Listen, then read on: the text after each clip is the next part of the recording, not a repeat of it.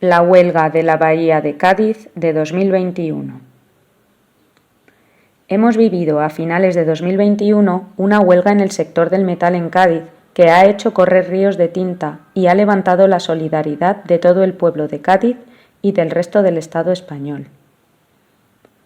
Todo empezó con la lucha por un convenio digno de los trabajadores del metal en Cádiz y ha puesto de relieve el malestar, la indignación y el hartazgo de la población obrera por la degradación económica y social provocada por la crisis económica capitalista que la provincia lleva sufriendo desde hace decenas de años, pero que es la misma en todo el Estado. En estos 3 últimos años, en la Bahía de Cádiz, la clase obrera se ha movilizado haciéndose eco entre los trabajadores del país y algunos países extranjeros. Parte 1. El alcance del movimiento obrero gaditano. El ejemplo de Cádiz no es un hecho fortuito, viene de una tradición de lucha de un pueblo consciente de su fuerza y de la necesidad de defender sus intereses. El movimiento obrero español tiene en Cádiz una tradición de lucha que se remonta al siglo XIX y las primeras luchas de los astilleros navales. Hay que tener en cuenta que las ideas revolucionarias del socialismo en estos años entran en España a través de los puertos de mar con un importante tejido industrial como son Cádiz y Barcelona. La historia de los astilleros de la Bahía de Cádiz va ligada a la lucha de sus trabajadores. La industria de la bahía se desarrolló primero en torno al sector naval, para asentarse posteriormente la industria aeronáutica con Airbus. Con un gran auge en los 70, los trabajadores sufrieron con la crisis del petróleo de esta misma década, del año 73. El capital se recompuso invirtiendo en regiones con mano de obra más barata, descapitalizando la industria de la bahía, y con los despidos y cierres de empresas. Estas luchas del final del franquismo fueron una escuela de lucha que impidieron el cierre total de estas empresas. Sin embargo, con la llegada de los socialistas al gobierno en los 80 del pasado siglo, llegaron otra vez las amenazas de cierre con la reconversión industrial.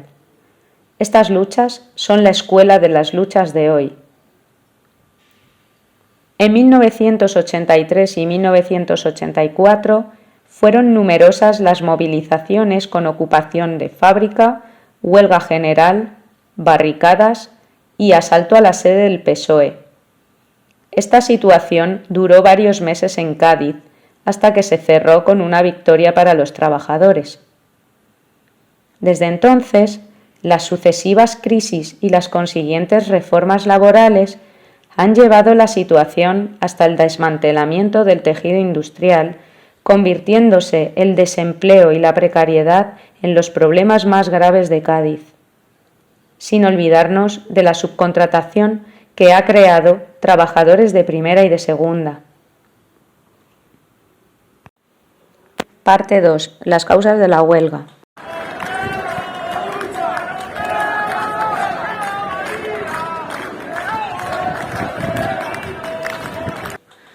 No queremos que la bahía sea otro Benidorm, lucha o exilio. Estas son las consignas con las que los trabajadores gaditanos han salido a las calles. Los trabajadores han dejado claro en su lucha que hay que defender las condiciones del empleo industrial y salvarlo de su desaparición. Porque si los trabajadores no lo defienden, no existe otra alternativa que emigrar.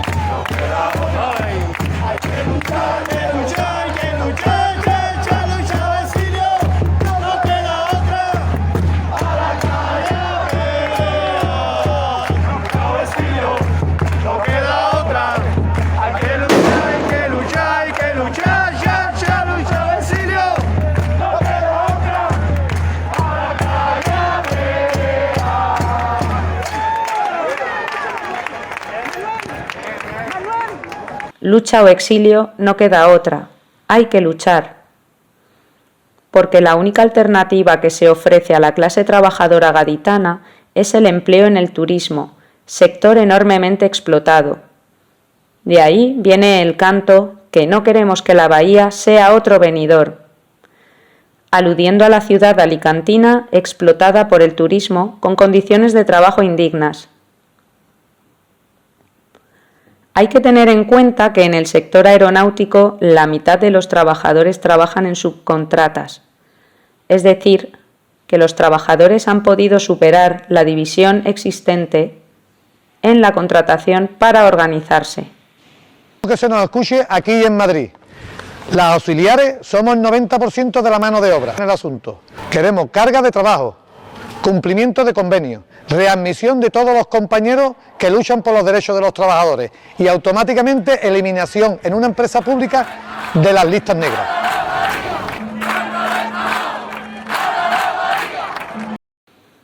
Además de estas consignas, los motivos que han llevado a los trabajadores a la calle han sido contra los despidos y para reivindicar carga de trabajo, así como el cumplimiento del convenio del metal, el cual ha sido sistemáticamente incumplido por la patronal. Entendemos de que las empresas auxiliares son meros intermediarios, simplemente. Nos visten con diferentes ropas, nos pagan con diferentes salarios y que cierre la patronal lo vemos perfecto. No tenemos ningún tipo de interés, queremos que se nos cumpla el convenio, simplemente, se acabó. Un ejemplo claro es que la patronal ha permitido en torno a 10.000 trabajadores trabajar por 80 horas semanales cuando estaban contratados por 40, en vez de emplear el doble de personal. Los trabajadores cuentan que ante las propuestas sindicales los empresarios proponen congelar los salarios de 2020 y 2021, eliminar 2 pagas extras, eliminar el plus de jefe de equipo cuando no se ejerza, aumentar la jornada laboral, crear una nueva categoría por debajo de la especialista y no negociar la recuperación del plus tóxico, penoso y peligroso. El malestar llevaba gestándose desde hace tiempo.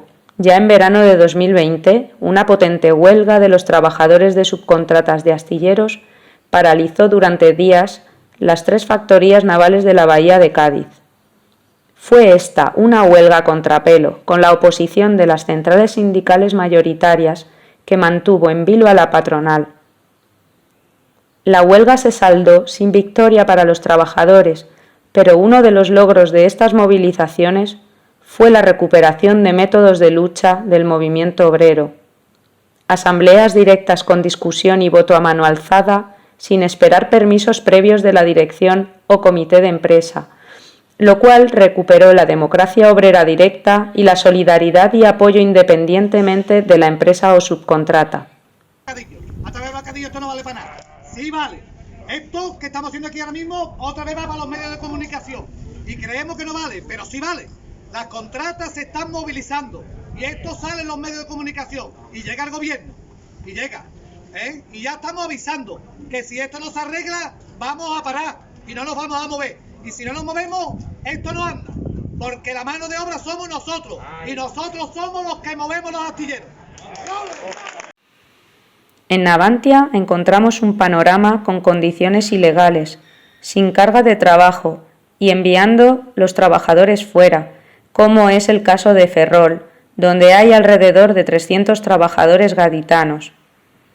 Airbus, por su parte, con el apoyo de Pedro Sánchez, ha cerrado la planta de Puerto Real, recolocando sus trabajadores en otras plantas, haciendo un ERTE con dinero público y despidiendo a todas las subcontratas, al mismo tiempo que ha ampliado la planta de Getafe con una inversión de más de 400 millones de euros. Ante esta situación, los sindicatos mayoritarios, Comisiones Obreras y UGT, convocaron 2 días de huelga general en el sector y posteriormente una huelga indefinida el 16 de noviembre de 2021. Los trabajadores, por su cuenta, realizaron itinerarios alternativos a los de los sindicatos, hicieron piquetes informativos en las factorías y lograron un apoyo social enorme de la población gaditana que participó en las movilizaciones de manera activa, a pesar de la represión gubernamental y la campaña de desprestigio que hicieron algunos medios de comunicación. Tras 11 días de huelga, llegó el acuerdo. Un acuerdo cocinado sin ninguna transparencia por UGT y comisiones obreras y que se ratificó en apenas 2 horas con asambleas de delegados sin posibilidad de proceso de debate ni participación entre los trabajadores. El acuerdo está casi en exclusiva centrado en la subida salarial. El acuerdo no es una victoria completa porque no se ha conseguido subir el IPC, pero sí han conseguido que la patronal firme una subida por encima de lo que se ha negociado en los últimos convenios actualmente. La contundencia de la lucha de los trabajadores del metal ha tenido algo que ver. En la práctica, a los trabajadores con contrato temporal no se les garantiza esa compensación y todos los de las subcontratas quedan casi en la misma situación de incertidumbre con la que partieron. El acuerdo presenta además 2 problemas: que los trabajadores van a perder poder adquisitivo aunque la patronal cumpla, por la inflación generalizada y la subida de precios, y que se entrega todo el poder a la patronal hasta 2024 para cumplirlo. Una vez más, la burocracia sindical ha frenado e impedido la democracia obrera. Una vez más, se constata la necesidad de que la combatividad de los trabajadores se organice por medio de asambleas que agrupen a todos los trabajadores del sector y decidan eligiendo comités de huelga revocables. Si no, vemos que toda la energía de 11 días de huelga, el apoyo popular generalizado, se pierde al estar dirigido fuera de la clase obrera por la burocracia sindical. Por otro lado, hemos podido comprobar la actuación del autodenominado Gobierno de Progreso. Se ha constatado una vez más lo pernicioso que es el reformismo de PSOE y Unidas Podemos para la clase obrera. Ha sido la herramienta más valiosa de la patronal al organizar la represión de la lucha.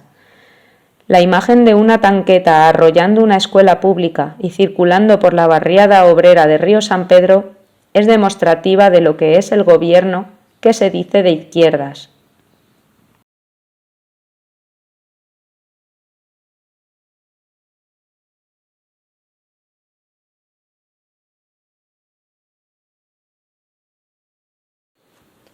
El problema de fondo es la subcontratación organizada por el capitalismo, que consigue dividir a la clase obrera a través de los bajos salarios, la precariedad y la temporalidad, y con lo que las grandes multinacionales como Airbus obtienen millones de beneficios.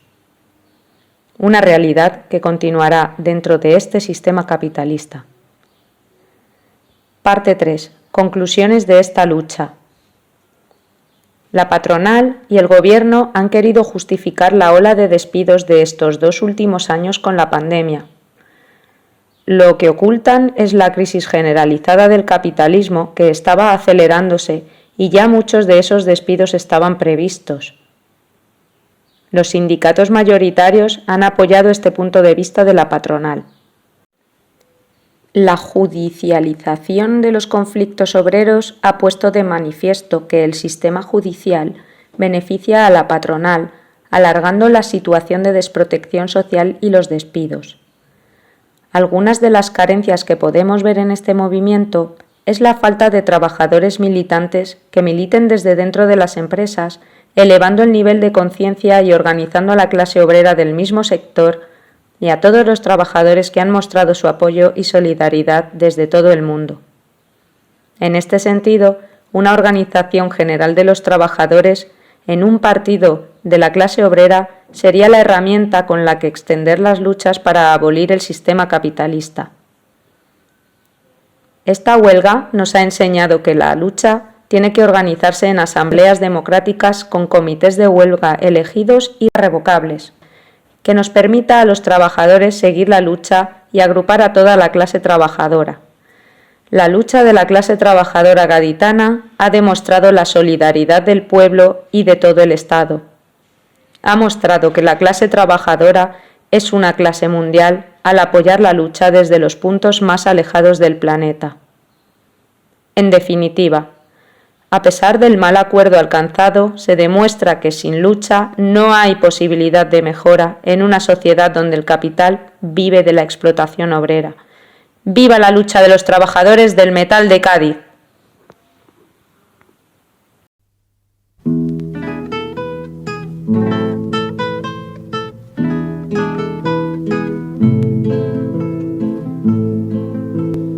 A la huelga, compañero, no vayas a trabajar. Deja quieta la herramienta, que es la hora de luchar. A la huelga 10, a la huelga 100, a la huelga madre yo voy también. A la huelga 100, a la huelga 1000, yo por ellos madre y ellos